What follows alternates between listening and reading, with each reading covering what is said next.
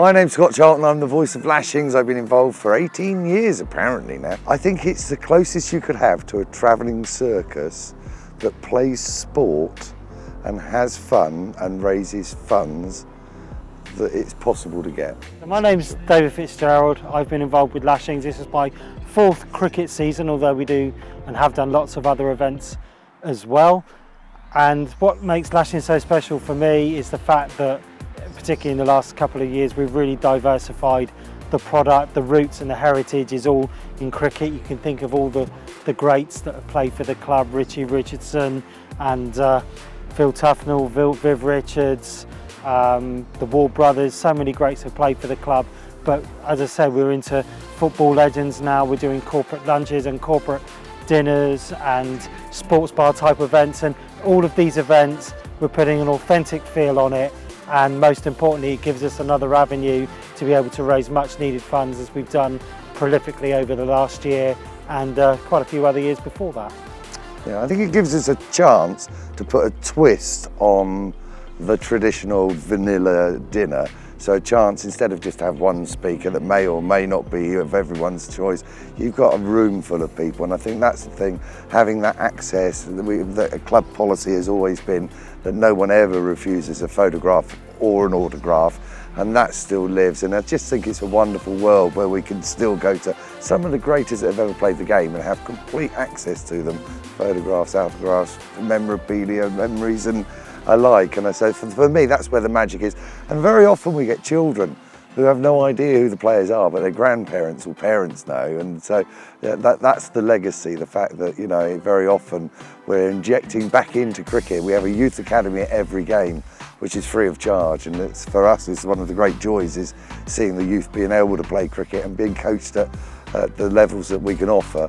And then right through to the game, where, you know, we have some people who are perhaps at the end of their career, others at the beginning of their career, but all with a common love of sport, and particularly cricket. And on a day like today, where we've had a rather splendid lunch and started laying at 4 o'clock, is there a better way to enjoy a sunny afternoon? I don't think there I'd is. say so. I'm just picking up on what you said there in terms of, you know, your very basic sporting speaker event, any Lashings event, whether it be a cricket match or a football match or a lunch or a dinner, there's always a twist on it. We do a lot around AV technology, you know, and video footage to make sure, as Scott said, the younger people can sort of connect with the legends of yesteryear. And particularly with a cricket day, and I guess a football day as well, it's not just about the sport that's been played. We've got just a professional events and MC team inside the event viewers we have going out playing cricket and football. It's a full day package entertainment, and you will enjoy yourself from arriving at 11:45 as we did today for the drinks reception, all the way through to around about 7:30 tonight, where you just had a great day. Comedy, music, entertainment and professional sport, and mixing with the legends. Charity is really the key driver behind everything we do, really. Particularly, you know, Scott and I took over in March of 2018, and you know, we've supported a fair number of charities through that, and we're also being used as a vehicle for fundraising for all the cricket clubs and the charities associated with those clubs and sports clubs up and down the country. So it really is the catalyst for what we're doing. Luckily, we have an expert team both on and off the field that enable us to use ourselves as the professional vehicle we are to actually raise lots and lots of money and much needed funds. And we're particularly looking forward to going over to Jamaica as well, and taking the product over there, and also taking the charity force that is Lashings into the schools in Jamaica as well. So I'm very excited about that. I know you are as well. Yeah, I mean, and I think that's the whole thing. We are in a fortunate position where we've got a limitless, it seems, amount of sports people that are prepared to put back in, that are prepared to come and turn out for us. And as a result of which, although we are a professional setup, as it were, we are in a position where we can make days, red letter days, that just live on forever. And I think that's the advantage for the charity. You know, with the charity we've chosen this year, and we both chose a charity at the beginning of the year, and we've supported that throughout. And and for us, that's the most important thing. Having the fun along the way, playing the game properly, teaching the game properly, sharing stories, sharing time is what a Lashings team does on the day. And behind all of that is the driving force of the thousands of pounds that we've raised this year again across the breadth of the country for clubs, associations, charities, and so on. And so for us, that's the bit that really makes us buzz, along with the coaching. 100%. Well, we're helping at both ends. We're helping, you know, not just the elderly, but you know, people that really need the help because they cannot play either cricket or the sport that they dearly love to play, the orderly or the elderly, the sport that they want to play. But as Scott said, we're also helping at grassroots, you know, from youngsters 4 or 5 years old all the way through, where our professionals, you can't learn from anyone better.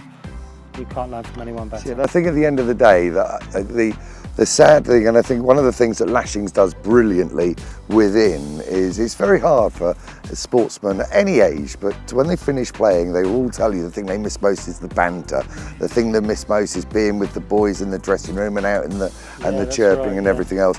And so for us, professional sports is such an elite thing now, and as a result of which there is no sort of exit strategy. So some of the players that we count amongst our friends didn't earn anything like the sort of money they would have earned if they'd been born 10 or 15 or 20 years later. They played either Premier League or football or IPL cricket. And then they would never have to do it again. So there are some amongst our number who sadly still need to go out and earn money to put on the table. On the other end, there are some that come and have been more fortunate with their timings or whatever it is, and as a result of which they come and very often turn out and their reflection is made in a different way. And so being able to continue with that backroom banter, keeping the boys mentally active in the game, mentally mobile in the game, being there, you know, I mean, we keep on about family Lashings, and it really is a family, you know.